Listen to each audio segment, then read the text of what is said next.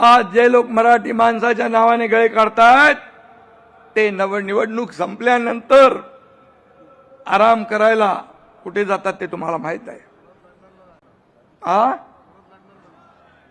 परत येतील ना. यांना मुंबईशी काही देणं घेणं नाही, मराठी माणसाशी काही देणं घेणं नाही.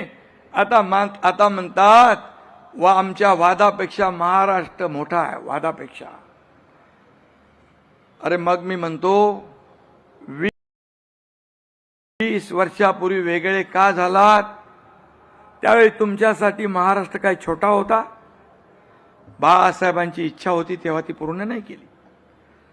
त्यावेळी बाळासाहेबांपेक्षा तुमचा स्वार्थ मोठा होता,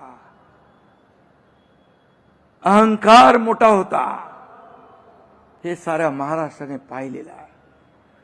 एकमेकांविषयी काल परवापर्यंत एकत्र येण्यापर्यंत काय काय बोललात तेही आठवा.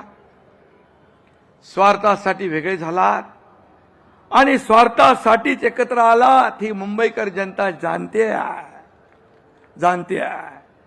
हे मुंबईकरांना पक्क माहित आहे. मराठी माणसाच्या नावाने खोटा पुळका, खोटं प्रेम दाखवण्याची आवश्यकता नाही. हे पुतना मावशीचं प्रेम आहे, हे खरं प्रेम आहे. आणि म्हणून मराठी माणसाने सावध राहणं आवश्यक आहे. मराठी माणसासाठी काय त्यांनी केलं हे आठवून बघा. आणि आम्ही 3.5 वर्षात, या मागचं तर जाऊ द्या, 3.5 वर्षात काय केलं ते बघा, काय करतोय तेही बघा. 20 वर्षात आम्ही विचारांची भूमिका,